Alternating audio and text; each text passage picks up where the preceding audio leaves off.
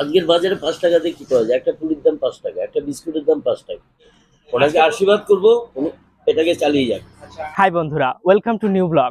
আজ আমি আপনাদের নিয়ে যাব একটা হোটেলে। এখন আপনারা জিজ্ঞাসা করতে পারেন যে ট্রাভেল ব্লগে হোটেলের ভিডিও কেন? এই হোটেলটাতে নিয়ে যাওয়ার কিছু বিশেষ কারণ রয়েছে। তো দেখতে থাকুন ভিডিওটা, অবশ্যই বুঝতে পারবেন। পরে আপনারাও বুঝবেন যে আমার এই চ্যানেলটাতে এই ভিডিওটা কেন।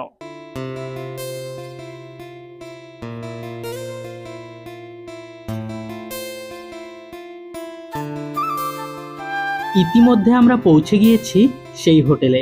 এখানকার বিশেষত্ব হলো এখানে 10 টাকায় টিফিন ভাত, যেখানে থাকছে ভাত, ডাল, সবজি ও সঙ্গে আচার, এবং একই খাবার তিনি ভবগুরুদের জন্য রেখেছেন মাত্র 5 টাকায়। চলুন সেই হোটেল মালিকের সঙ্গে কথা বলি। ইনি সেই দাদা যিনি এই সুন্দর উদ্যোগটা নিয়েছেন। তো আজকে ওনার মুখেই শুনবো ওনার কাহিনী।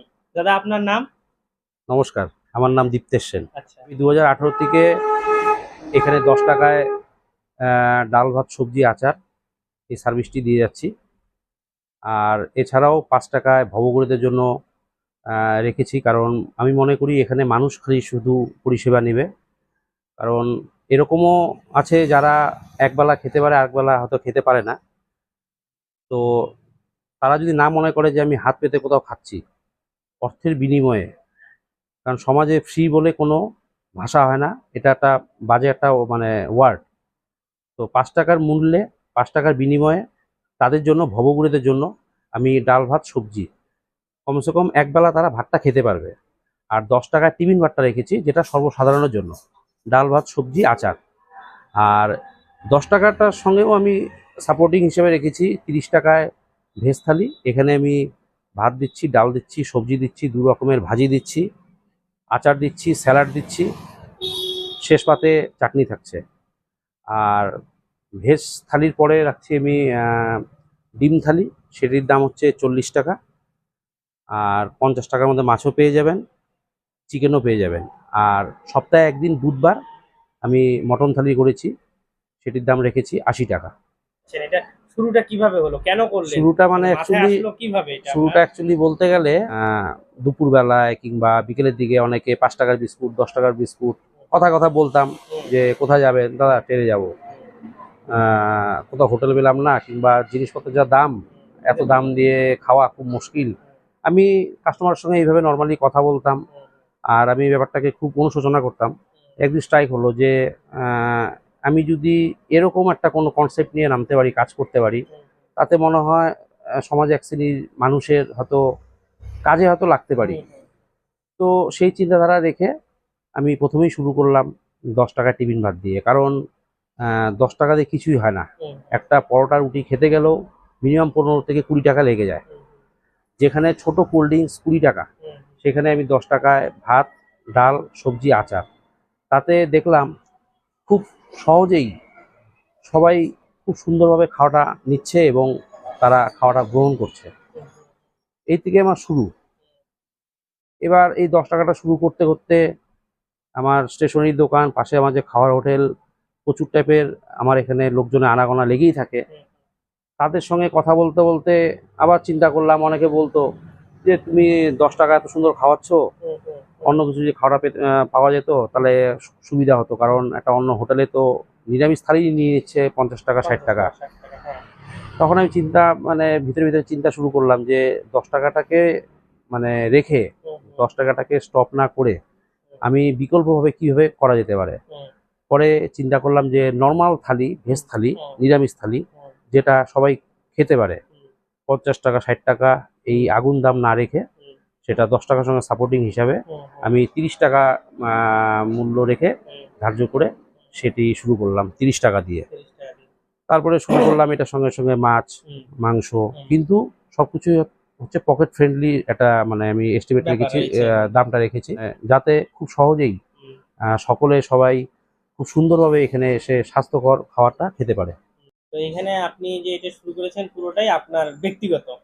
আমাকে প্রথম থেকে মানে কোনো দল বা কোনো এনজিও বা কোনো সংস্থা বা কোনো ক্লাব, মানে কোনো সাহায্য? আমি বলছি, আমি যখন এই কাজটি যখন শুরু করি, প্রথম থেকেই আমাকে এই কথাটি সবসময় আমাকে সম্মুখীন হতে হয়েছে বেশিরভাগ লোকের ধারণাই হচ্ছে 10 টাকা যখন ও খাওয়াচ্ছে নিশ্চয়ই এটি কোনো রাজনৈতিক দল, না হলে হয়তো কোনো প্রভাবশালী ব্যক্তি, না হলে হয়তো কোনো বড় ব্যবসায়ী তাকে হয়তো টাকা দিচ্ছে। কিন্তু আপনি মানুষের একটা লাঠির বাড়ি হয়তো আটকাতে পারবেন, কিন্তু মানুষের মুখের কথা আপনি আটকাতে পারবেন না। তো একটা কথাই আছে যে হাতি চলে বাজার, কুত্তা ভোগে হাজার। তো সেই কথাটি মাথায় রেখে আমি চালিয়ে যাচ্ছি। কারণ যদি কোনো সরকারি কিংবা কোনো বেসরকারি কিংবা কোনো এনজিও যদি থাকতো কিংবা আমাকে যদি সাপোর্ট করতো, তাহলে নিশ্চয়ই তারা আমাকে আমার বাড়ি কিংবা দোকানের সামনে বসতে দিত না। এখানে কোনো ব্যক্তি কিংবা কোনো দল, কোনো ক্লাব কেউ জড়িত না। বুঝলাম। মানে আচ্ছা, এইটা শুরু করার পর আপনার এমন কিছু ঘটনা যেটার সম্মুখীন আপনি হয়েছেন, সেটা খারাপ হতে পারে, ভালো হতে পারে, এই সম্পর্কে কিছু বলবেন? হ্যাঁ, আমি একটি কথা বলবো, সবাই বলে যে ভালো কাজ করো ভালো ফল পাবে, কিংবা এটা সত্যি কথা, কিন্তু আমি জানি না কথাটা তো আমি ভুল মানে বলছি কিনা, কিংবা আমি হয়তো এটা শুরু করার পরে আমার যেটা নিজস্ব অনুভূতি, আমি এই কাজটি করে আমার নিজস্ব দিক দিয়ে আমার অনেক কিছু ক্ষতি হয়ে গেছে। যদি বলেন কেন, প্রথমতই বলবো আমার যখন প্রথম আমার স্টেশনারি দোকান ছিল তখন আমার কোনো রকম মানে প্রবলেম ছিল না, কোনো রকম অসুবিধা ছিল না। কিন্তু খাবারটা যখনই খুললাম তার মোটামুটি 1.5 মাস 6 মাস পর থেকেই আমার নানা রকম ডিস্টার্ব শুরু হলো। ডিস্টার্ব শুরু বলতে আমার দোকানে মানে অনেকবার চুরি হয়েছে। আমি সেটা প্রশাসনের কাছে দৃষ্টি আকর্ষণও করেছি। আমার মেন দোকান যেটা স্টেশনারি দোকান, সেখানে লক ভেঙেছে। আমার বাইরে ফেস্টুন ছিল, ব্যানার ছিল, সেটা চুরি হয়েছে। অনেকে ব্লেড মেরেছে, কারা মেরেছে সেটা জানি না, কারণ আমার সেটা সম্ভব না রাতে নিজের ঘুমকে বাদ দিয়ে আমি সেটা পাহারা দিব।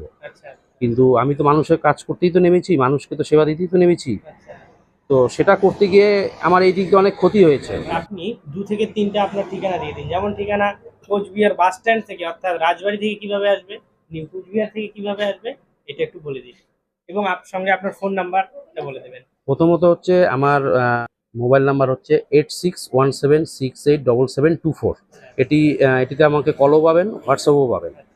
আর দ্বিতীয়ত হচ্ছে কেউ যদি বাসে আসেন, বাই রোডে আসেন, আপনারা কুচবিহার বাস স্ট্যান্ডে নেমে ওখান থেকে টোটো ধরে, যেসব টোটো কিংবা অটো সরাসরি বাস স্ট্যান্ড থেকে নিউ কুচবিহার আসছে, সেই সব টোটো কিংবা অটোতে উঠে নিউ কুচবিহার ঢুকে, হাই রোড থেকে নিউ কুচবিহার ঢুকে ঠিক আমাদের মানে মেন রোড থেকে স্টেশনের ঠিক 50 মিটার কাউকে বললেই হবে যে 10 টাকার ভাতের হোটেলে যাব, এটা বললে আপনারা চলে আসতে পারবেন। আর কেউ যদি বাই ট্রেনে আসেন, নিউ কুচবিহার স্টেশনে নেমে অটো হোক, পায়ে হেঁটে স্টেশন থেকে 5 মিনিট, আর যে কোনো টোটো অটোকে বললে আমার এই দোকানে নিয়ে আসবে। অনেক কথা হলো দাদার সাথে। এবার আমরা সেই 10 টাকার থালিটি ট্রাই করতে চলেছি। এই হলো দাদার 10 টাকার থালিটি। এখানে আহামরি তেমন কিছু নয়। একটা কথা সর্বদাই মনে রাখবেন যে আজকাল যেখানে একটা জলের বোতলের দাম 20 টাকা, সেইখানে দাদা 10 টাকায় আপনাদের টিফিন ভাত খাওয়াচ্ছেন। তো আমি বলবো মূল্য অনুযায়ী খাবারটা বেস্ট একটা খাবার। তো 10 টাকার থালিটি ট্রাই করা হয়ে গেল। এবার আমরা নিয়ে নিলাম আরেকটি থালি। প্রথমে আপনাদের দেখাবো এখানকার ভেজ থালিটি। থাকছে সেই আগের ডাল, আগের সবজি, সঙ্গে 2 রকমের ভাজা, লেবু লঙ্কা ও পেঁয়াজ, এবং শেষ পাতে থাকছে চাটনি। এই থালিটির দাম 30 টাকা। এর সাথে যদি আপনি আর 10 টাকা অ্যাড করেন তাহলে পেয়ে যাবেন একটি ডিম, এবং এর সাথে যদি আপনি আর 20 টাকা অ্যাড করেন অর্থাৎ 50 টাকা, তাহলে এর সাথে পেয়ে যাবেন 2 পিস চিকেন অথবা 1 পিস মাছ। আরো একটা কথা বলে রাখি, প্রত্যেক বুধবার দাদা মটন থালির ব্যবস্থা করেছে, যার দাম মাত্র 80 টাকা। আমাদের খাওয়া শেষ হতে না হতেই একজন এসে উপস্থিত হলেন, এবং তিনি এসেই 5 টাকার প্লেটটি নিয়ে নিলেন। 5 টাকার খাবারটুকু খেয়ে তিনি একই সঙ্গে আরো 3 প্লেট এরকম খাবার নিয়ে নিলেন, অর্থাৎ 20 টাকার মধ্যে তার দুপুরের পেট ভরা খাবার এখানে হয়ে গেল। তো তার মুখেই শুনবো এখানকার খাবার দাবার সম্পর্কে। আজকের বাজারে 5 টাকাতে কি পাওয়া যায়? একটা পুরির দাম 5 টাকা, একটা বিস্কুটের দাম 5 টাকা, যার ওজন 25 গ্রামও হবে না, কিন্তু 5 টাকাতে এক ছোট্ট প্লেট, এক প্লেট যে টিফিন দিচ্ছেন, এটা অসাধারণ। ওনাকে আশীর্বাদ করবো, উনি এটাকে চালিয়ে যান। হ্যাঁ, খাবার দাবার কিরকম? ভালো, নিরামিষ, সুন্দর খাবার। মানে কম দামে দিচ্ছে বলে কোয়ালিটিতে কোনো কম্প্রোমাইজ? নাই নাই নাই, সব ঠিক আছে, সব ঠিক আছে না? সব ঠিক আছে।